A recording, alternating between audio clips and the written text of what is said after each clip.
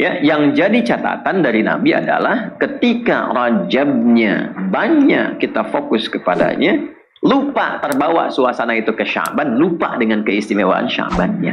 Ketika kita beramal soleh di bulan Sya'ban itu bukan sekedar dicatat, langsung diangkat catatannya, langsung ditampilkan saut-sautan di hadapan Allah. Nah, rahasia yang ketiga, ini saya buka Sya'bannya dulu. Rahasia yang ketiga adalah ternyata pembiasaan di bulan Sya'ban ini, karena demikian sunnahnya ketika sampai di bulan Sya'ban, Rasulullah SAW memberikan contoh persiapan sebelum masuk ke bulan Ramadan, yang dengan itu pula spirit puasa itu dimulai. Jadi informasi penting yang pertama, turunnya ayat tentang puasa. Perintah puasa itu diturunkannya di bulan Sya'ban, bukan di bulan Ramadan. Ya, turunnya di bulan apa? Sya'ban. Bulan ke-6 atau ke-7 Sya'ban itu? 8 ya. Ke-7 kan Rajab, ke-6 Jumadal Akhirah. Bulan Sya'ban, bulan ke-8. Harinya kalau pengen detil, harinya hari Senin. Baik ya, hari apa? Senin. Bulannya Sya'ban, bulan ke-8. Tahunnya tahun kedua Hijrah. Jadi Nabi memasuki tahun kedua di Al-Madinah Al-Munawwarah di bulan yang ke-8 Sya'ban, di hari Senin, menerima wahyu dari Allah Subhanahu wa taala dengan turunnya Al-Quran surah kedua Al-Baqarah di ayat 183. Allah berfirman, a'udzubillahi minasyaitonir rajim, bismillahirrahmanirrahim, ya ayyuhalladzina amanu kutiba alaikumus syiyam kama kutiba alal ladzina min qablikum la'allakum tattaqun. Baik. Sampai di sini penting dipahami bahwa apa kaitannya. Kan orang sering baca terjemahan dengan tafsir, tapi sedikit sekarang yang membahas korelasi ayat ini, hubungan ayat ini turunnya di bulan Sya'ban. Apa hubungannya? Apa keterkaitannya? Ternyata salah satu hikmahnya adalah turun perintah ini sebulan sebelumnya agar umat Islam itu bisa diberikan bimbingan oleh Nabi untuk mempersiapkan diri sebelum masuk ke bulan Ramadan. Satu, ada adaptasi secara fisik. Secara fisik. Jadi orang-orang yang belum terbiasa puasa, ya, yang mungkin belum bisa beradaptasi, apalagi selama sebulan penuh berpuasa, kan tubuh kita itu punya pola metabolisme yang menyesuaikan. Kalau tidak dibiasakan sebelumnya, kaget, ya, bisa-bisa nanti wudunya kumur-kumur pakai sirup gitu kan, bermasalah tuh. Ya. Oleh karena itu penting ada pembiasaan terlebih dahulu. Ini nanti juga menjadi fikih untuk satu mu'allaf misalnya, yang baru masuk Islam, yang belum terbiasa puasa penuh. Jadi nanti latihannya bukan di Ramadan, latihannya di bulan Sya'ban. Termasuk anak-anak yang menjelang baligh, anak-anak kecil, ya, atau yang mau baligh pas Ramadan tahun ini dilatih di bulan Sya'ban. Jadi ketika dia baligh dan masuk Ramadan itu sudah penuh, tidak sampai zuhur lagi, ya, tapi sampai maghrib, ya. Jadi latihannya satu secara fisikal, ada adaptasi di bulan Sya'ban. Karena itulah kemudian dalam satu hal Nabi dikonfirmasi oleh seorang sahabat bernama Usama bin Zaid radhiyallahu taala anhu. Kisah ini didokumentasikan oleh Imam Muslim dalam kitab sahihnya, Sahih Muslim, nomor hadis 2357. 2357. Ketika beliau bertanya, "Aw kama qala ya Rasulullah, lam araka tasumu." Maksudnya dalam satu riwayat atau dalam satu tafsiran, sunnatan kama tasumu Sya'ban. Ya, paham? Tidak. Ini, ya Rasulullah, beliau bertanya, lam araka tasum. Saya tuh jarang melihat Anda, memperhatikan Anda menunaikan puasa sunnah itu ya sebanyak puasa sunnah di bulan Sya'ban. Nah, jadi poin pertama, sahabat itu dalam setiap tindakannya, tutur, perilaku, akhlaknya itu seling memperhatikan Nabi. Karena memang pedoman utamanya jelas. Quran surah ke-33 Al-Ahzab di ayat ke-21. Laqad kana lakum fi Rasulillahi uswatun hasanah. Atau dalam satu riwayat Qalun dan Warsh dari Nafi' iswatun hasanah. Ya. Jadi bisa dibaca uswah, bisa dibaca iswah. Nah, ada qudwah, ada uswah, itu berbeda. Ya, kalau qudwah itu satu bentuk keteladanan yang diikuti kita akan menjadi baik. Jadi ada satu bentuk keteladanan, bila diikuti kita pun akan mendapatkan aura kebaikannya. Jelas ya? Oke. Tapi kalau uswah adalah bentuk keteladanan yang bila diikuti kita mendapatkan kebaikannya dan dalam saat yang sama kita pun menjadi teladan untuk orang lain. Gitu. Jadi kalau kita mengikuti semua yang melekat pada Nabi, baik sifat, sikap, perilakunya, bukan hanya akan merubah kita menjadi orang baik, tapi saat yang bersamaan kita juga akan menjadi teladan bagi orang sekitaran kita. Nggak percaya silahkan, ya. Dari yang kecil-kecil, karena itu harakatnya bisa dibaca dengan kasrah. Riwayatnya dari Qalun, Warsh, dari Imam Nafi' Al-Madani. Imam Nafi' Al-Madani itu badannya tinggi besar. Kalau dari Madinah itu biasanya ibu rambutnya keriting atau lurus?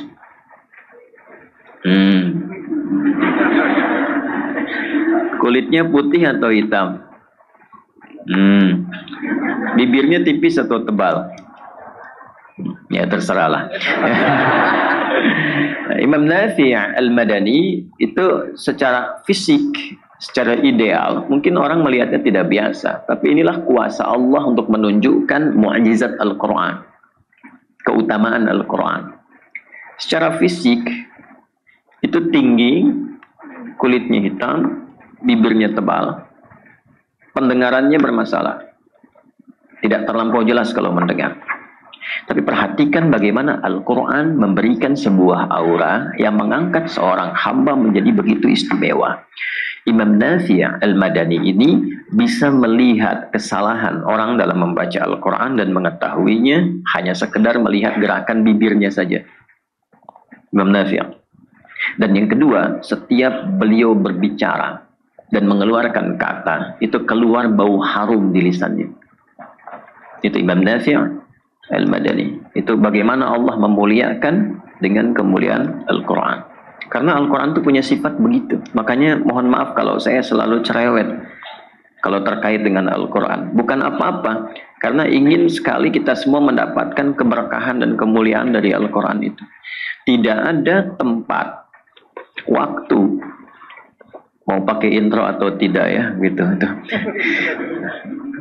Nah, tidak ada tempat, waktu, bahkan figur yang melekat dengan Al-Quran kecuali merubah semuanya jadi yang terbaik. Sambil contoh begini, Quran itu turunnya malam atau siang. Malam itu langsung berubah suasananya, penuh dengan berkah dan keutamaannya lebih dari 1000 bulan. Bahkan diabadikan di Al-Quran surah ke-97. Inna anzalnahu fi wa ma adraka ma. Nah, ini poinnya. Lailatul Qadri khairum min. Karena itu malamnya pakai ta.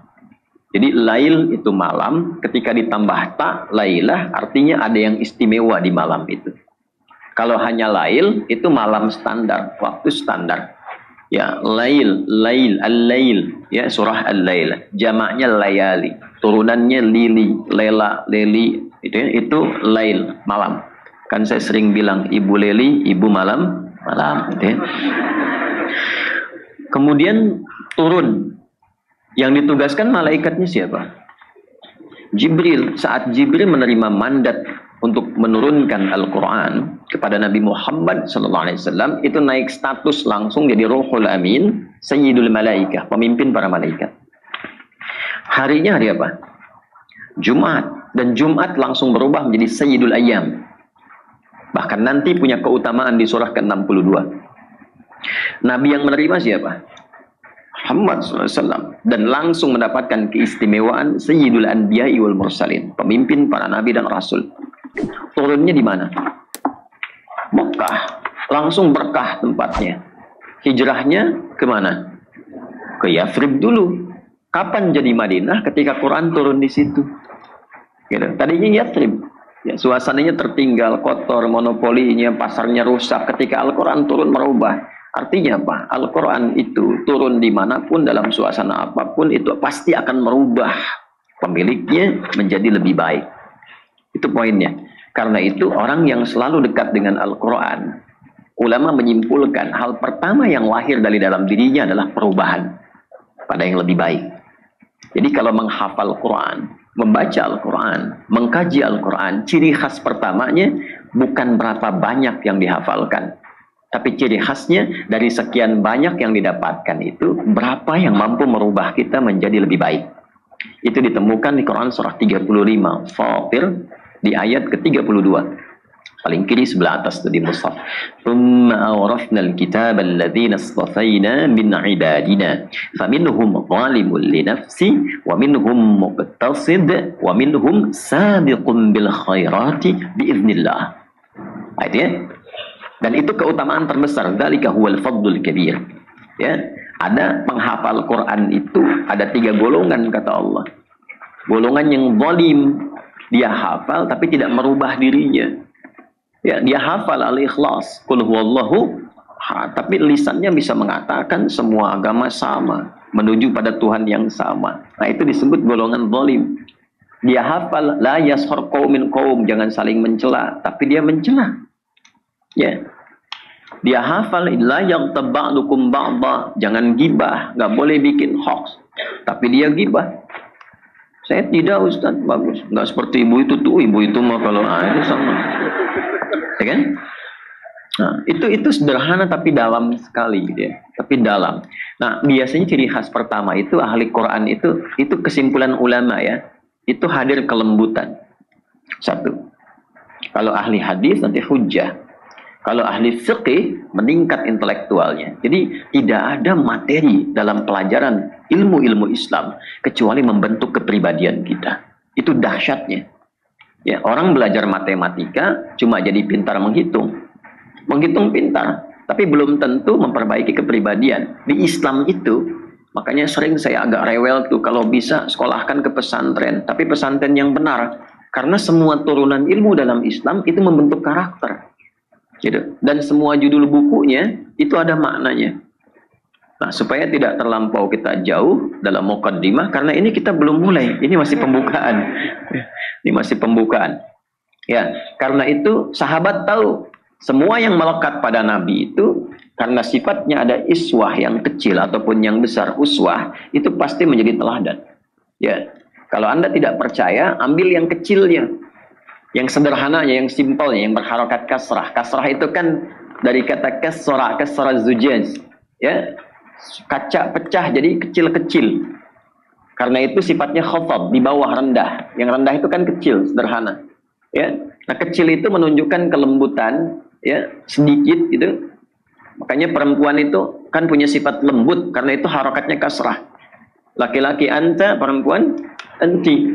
Laki-laki jazakallah khair, perempuan jazakillah. Jadi harokat kasrah itu identik dengan lembut, tipis. Tipis, lembut ya. Anda kalau tadi sambil nunggu kajian malam-malam tahajud terus iseng keluar jam 3, dekat pohon tuh ada suara dia misalnya, Anda nggak usah takut, tunjuk aja kasroh ya gitu. Habis itu lari. Jadi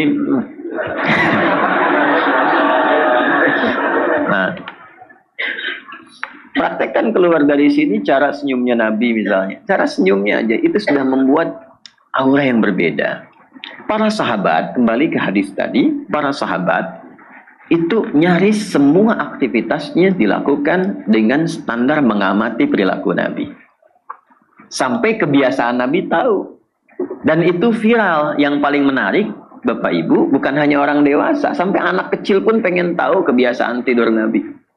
Nanti kita akan bahas rinci ketika masuk pembahasan tarawih. Ya, nanti 2 jam lagi. Ya, jadi Usama bin Zaid radhiyallahu taala anhu mengamati kenapa setiap Sya'ban itu Nabi puasa. Ya kan? Maka apa jawab Nabi? Perhatikan kalimatnya. Wa kama qala Rasulullah sallallahu alaihi wasallam, "Dzalika syahrun yaghfulu anhu an-nas." Perhatikan, inilah bulan, kalau mau ditambah kita gunakan isim mausul, misalnya wa kama qala dzalika syahrul ladzi yaghfulu anhu an-nas. Itulah bulan yang istimewa yang kebanyakan orang mulai lupa dengan keistimewaannya. Oke? Baik, sampai satu titik ini. Jadi ada yang istimewa di bulan Sya'ban. Lalu dijelaskan oleh Nabi, baina Rajab, ya, baina Rajab wa Ramadan. Bulan ini terletak di antara Rajab dan Ramadan. Kenapa harus didetilkan lagi? Padahal kan sudah tahu, Usama bin Zaid mengatakan, saya tidak melihat Anda banyak menunaikan puasa sunnah sebanyak yang Anda tunaikan di bulan Sya'ban. Kenapa Nabi detilkan lagi? Kan sudah tahu letaknya setelah Rajab. Ini ingin memberikan kesan, kata sebagian ulama, bahwa umumnya nanti ada orang-orang yang fokusnya ke Rajab. Isra Mi'raj misalnya kan, ya, diperingati, diikuti, dipahami tentang sholatnya, diamalkan, dikaji. Banyak peringatan Isra Mi'raj. Sampai masuk Sya'ban pun masih peringatan Isra Mi'raj. Gitu ya. Apakah salah? Tidak. Tidak ada masalah untuk mengkaji itu. Ya, yang jadi catatan dari Nabi adalah ketika Rajabnya banyak kita fokus kepadanya, lupa terbawa suasana itu ke Sya'ban, lupa dengan keistimewaan Sya'bannya. Sehingga ketika masuk Sya'ban hanya menunggu Ramadan, persiapan ke Ramadannya tidak dikaji dan disiapkan. Itu yang dimaksudkan Nabi. Nabi langsung kasih contoh, salah satunya adalah Sya'ban itu adalah momentum terbaik yang disiapkan untuk memberikan kebiasaan yang baik bagi diri kita guna menyiapkan diri memasuki bulan Ramadan. Salah satunya apa? Memperbanyak amal soleh supaya amal itu bisa dibiasakan di Ramadan. Itulah keutamaan Sya'ban yang pertama. Yang kedua, pembiasaan amal soleh itu kata Nabi itu langsung ditampilkan oleh para malaikat di hadapan Allah Subhanahu wa taala. Tampilkan. Biasanya kan cuma dicatat ya. Ya, kalau Sya'ban langsung disampaikan. Jadi setiap hamba ya disampaikan oleh para malaikat, diangkat, turfa'u fihil a'malus salihah ila rabbil alamin. Demikian hadisnya. Au kama qala Rasulullah sallallahu alaihi wasallam. Ketika kita beramal saleh di bulan Sya'ban itu bukan sekedar dicatat. Langsung diangkat catatannya, langsung ditampilkan saut-sautan di hadapan Allah. Sehingga komen Nabi, saya ingin amal saya ketika disebut di hadapan Allah dalam keadaan beramal yang baik. Sya'ban beda. Ibu bapak baca Al-Quran di bulan Rajab, dicatat satu hurufnya berapa? 10 kalau ikhlas. Ya. Gitu kan? Nun, lumayan 10 ya. Kalau ikhlas, gitu kan? Tapi Rajab tidak. Begitu dibaca, Nun, ya Allah, hambamu Kevin, ada Kevin di sini. Hambamu Kevin sedang baca Quran, Masya Allah. Ya. Nun, disampaikan tuh kan, bisa disampaikan. Itu bulan Sya'ban. Ya Allah, hambamu si fulan meningkatkan sholatnya. Allah sudah tahu bahkan sebelum dikerjakan. Tapi itu untuk memberikan kesan kepada kita. Kenapa hadis itu diungkap? Untuk memberikan motivasi kepada kita. Allah sudah tahu sebelum dikerjakan. Saat dilakukan sangat memahami. Tapi itu disampaikan kepada kita supaya kita yang tidak tahu termotivasi dengan pengetahuan itu. Itu maksudnya. Nah, rahasia yang ketiga, ini saya buka Sya'bannya dulu. Rahasia yang ketiga adalah ternyata pembiasaan di bulan Sya'ban ini akan membuat kita semakin konsisten beramal di bulan Ramadan dan memasukinya dalam keadaan baik. Memasukinya dalam keadaan baik. Karena memang ketika ayat ini diturunkan, seperti kemarin Jumat saya sampaikan dalam khutbah yang telah diupload itu di YouTube, iman orang Islam terbagi pada 3 golongan. Berapa golongan? Yang tipis, yang standar, dengan yang kuat. Dan ketiganya dibuka dengan huruf satu saja, ya. Disebutkan 361 kali dalam Al-Quran dan membuka perintah panggilan puasa. Ya ayyuhalladzina amanu. Huruf panggilan itu ada 14 dalam bahasa Arab. Ini santri atau mahasiswa yang ngaji, kalau nanti ngaji nahu, gramatikal bahasa Arab, misalnya ingin cari syarah di kitab Alfiyahnya Ibnu Malik, syarah Ibnu Aqil, cari yang tahqiqnya Muhyiddin Ad-Darwishi. Itu bagus sekali, 2 jilid. Jilid pertamanya ketika masuk bab nida, itu nanti ada catatan kaki, disebutkan ada 14 jenis huruf panggilan, huruf nida. Ada a, ada aya, ada wa, ada ya, dan seterusnya. Tapi yang disebutkan dalam Al-Quran hanya satu, yaitu ya, 361 kali. Kenapa? Karena ya satu-satunya huruf yang mencakup semua fungsi huruf panggilan ini. Linida'il qarib, nida'il mutawassit, wal ba'id. Ya, dia difungsikan memanggil jarak yang dekat, jarak menengah, plus jarak yang jauh. Kalau ini ditempelkan pada suasana iman, saya detilkan begini ya.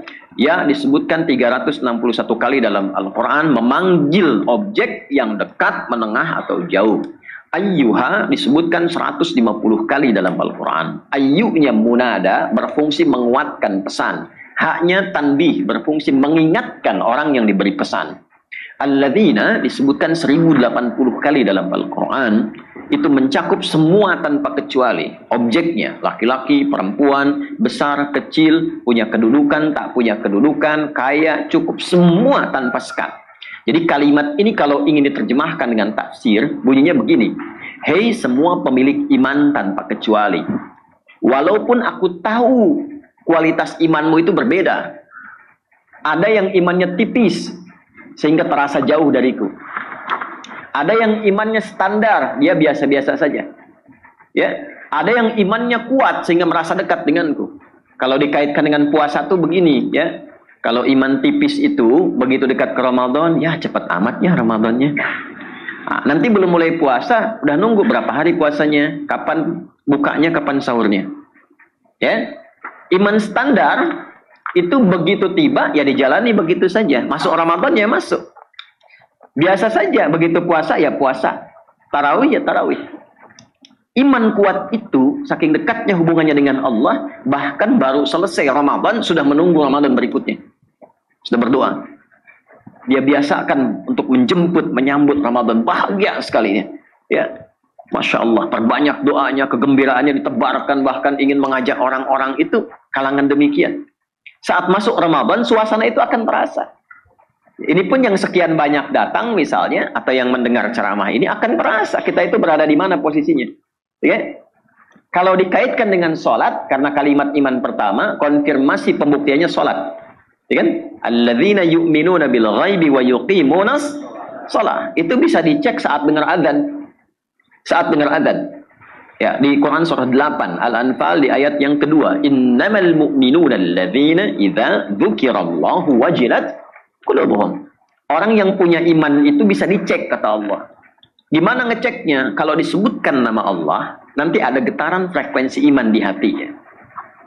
Kapan disebutkan? Diperdengarkan di telinga itu. Telinga itu bahasa Arabnya udhun, jamaknya adzan. Jadi diperdengarkan lewat adzan. Dan kalimat pertama yang disebutkan dalam adzan lafaz apa? Allah, Allahu Akbar, Allahu Akbar. Ya, kedengaran kan? Nah itu begitu mendengar itu, konfirmasi frekuensi iman itu langsung ada di hati kita. Ya, gelombangnya itu kuat, itu gelombang iman dalam hati. Beda-beda, kan di hati itu ada gelombang iman, gelombang kasih, gelombang cinta, gelombang takut polisi gitu ya, ada kan? Kalau pelanggaran kan dari jauh tuh ngelihat polisi sudah terasa kan gelombangnya gitu ya. Ya kan? Nah, itu kan beda dengan gelombang iman. Ya, lain-lain. Baik. Jadi ada beberapa hal yang tidak sama. Nah, orang merespon azan itu juga ada kaitan dengan iman. Innas salata kanat 'alal mu'minina kitaban mauquta. Ya, An-Nisa ayat 103. Orang beriman itu kata Allah, itu bisa dinilai dalam mengenal waktu sholat. Ya. Subuh tadi jam berapa? 4.40, 4.43, 4.42, 4.45 ya. Nggak apa-apa, artinya tempatnya berbeda-beda, terjadi perbedaan pendapat gitu kan. Ya. Kalau 445, Allahu Akbar, 445 dipanggil, 445 dia sadar. Wah, sudah adzan, saya harus siap-siap. Nah, itu iman standar. Oh, belum kuat, Mas. Belum kuat. Itu standar. Ya, Anda masuk kuliah jam 7, datang jam 7, standar kan? Iya. Kalau datang jam 6, hebat. Datang jam 3, keterlaluan. Datang kuliah jam 7, datang jam 3 kan? Gitu. Nah, orang dipanggil 4.45, dia jam 3 sudah bangun. Dia siap-siap. Warming up dulu supaya subuhnya sempurna. Tahajud dulu, istighfar dulu, subuh, mantap. Iman kuat. 4.45 dipanggil, 5.44 baru sadar. Dan gak ingat sholat tuh. Kalau nggak diingatkan tipis. Nah, yang mau saya katakan adalah kalimat ya di situ memberikan sebuah statement yang tegas. Bahasa tafsirnya gini. Aku tahu iman kalian itu kualitasnya beda-beda. Tapi dengan rahmatku, ya, dengan rahmatku, inilah yang sering menginspirasi beberapa ulama memberikan komentar. Rahmat Allah itu dianugerahkan melimpah di pembuka Ramadan. Dengan rahmatku, aku menginginkan semua hambaku meningkat imannya dan semakin dekat kepadaku. Maka diturunkanlah perintah kutiba alaikumus, diwajibkan engkau menunaikan puasa, yang dengan puasa ini spesial. Imanmu aku akan naikkan levelnya ke tingkat yang lebih tinggi. Yang tipis jadi tebal, yang menengah jadi semakin dekat, yang dekat semakin lekat dengan Allah Subhanahu wa taala. Itulah rahasianya pembuka ayat Ramadan dengan ya, dan mukjizatnya adalah saat membuka Ramadan, amal Ramadan dibuka dengan rahmat Allah, semua orang Islam itu semangat menunaikan ibadah di awal pertama Ramadan. Catat. Kalau nggak percaya silakan. Ini malam pertama tarawih akan penuh Masjid An-Nur ini. Silahkan kalau nggak percaya. Ya. Itu yang banyak membantu rahmat Allah. Cuman huruf ya aja tuh. Ya datang semua. Tapi awal Ramadan. Yang nggak biasa ke masjid bisa saf pertama itu. Tapi jangan selalu disimpulkan begitu ya. Ada saf pertama kata Ustadz nih kan. Yang nggak biasa pegang mushaf itu bisa khataman. Ya, itulah dahsyatnya. Tapi awal Ramadan, kan semakin tengah pertengahan Ramadan terjadi kemajuan kan. Safnya maju gitu. Ya kan? Semakin akhir semakin maju kan. Nah, itu bagaimana mempertahankan suasana awal Ramadan sehingga sama dengan pertengahan, sama dengan akhir, bahkan semakin meningkat. Karena rahmat itu terus di awal, terus di pertengahan sampai akhir, bahkan semakin meningkat. Jadi yang awalu rahmat, awsatul maghfirah, akhiru itqum minan nar, ya, itu hadisnya bermasalah. Ya, bermasalah, dhaif, bahkan ada yang menyimpulkan hadis palsu. Yang bermasalah itu sanad. Jelas ya? Karena sesungguhnya bertentangan dengan sifat Ramadannya. Awalnya rahmat, pertengahannya semakin meningkat rahmatnya, akhirnya semakin meningkat juga. Di awalnya ada maghfirah, di akhirnya ada maghfirah, pertengahannya ada maghfirah. Semua sifat itu ada. Bahkan pembukanya jika dilakukan dengan benar. Ini rahasia pertama yang saya berikan. Catat ini di antara kita. Jadi kalau kita baru mendapat malam pertama Ramadan saja dan benar amalnya, itu semua dosa kita digugurkan langsung oleh Allah. Nanti saya turunkan. Nggak cukup dengan amin, kita bahas dulu nanti. Ya, nanti saya turunkan sampai ke doa-doanya. Ya, jelas sampai sini? Nah, kalau jelas mari kita akhiri kajian kita. Langsung masuk. Nah, jadi kalau kita tidak punya kesiapan di bulan Sya'ban ini, satu, fisik nggak siap. Itu poinnya. Dua, kondisi kita nggak baik. Bukan kita, maaf ya. Kondisi orang yang akan ke Ramadan itu nggak baik. Saya nggak mau ikutan maksudnya. Nah, yang ketiga, ini yang paling penting. Nabi mencontohkan, mengajarkan, dan menunjukkan kurikulum Ramadan. Sejak bulan Sya'ban. Kegiatan apa saja, program apa saja yang bisa dibuat menjadi kurikulum supaya kita bisa catat orang sekarang. Nanti catatan itu dibawa saat masuk Ramadan. Dan punya target. Sehingga nanti tidak bingung, tahu malam mau ngerjain apa. Pagi ngerjakan apa, siang melakukan apa, targetnya berapa, begitu caranya. Ya. Bukan sahur, tidur lagi. Habis subuh, tidur lagi. Kerja singgah ke musola, tidur. Nah kan, nunggu buka. Gitu. Yang diandalkan hadis palsu kan, tidurnya orang puasa adalah ibadah. Hadis palsu. Jelas. Walaupun maknanya ada yang benarnya jika disandingkan dengan maksiat. Orang tidur itu berpahala ketika diniatkan menghindari maksiat. Oh gitu ya. Ayo tidur. Tapi kalau saya sedang ngajar Anda tidur itu maksiat. Jelas. Nah sekarang di titik inilah pentingnya kita mengetahui kurikulum Ramadan. Maksud saya kita paham kenapa kita bikin judul itu. Dan ini bagian dari sunnah Nabi. Supaya kita bisa beradaptasi dan menyiapkan diri sebelum masuk ke Ramadan.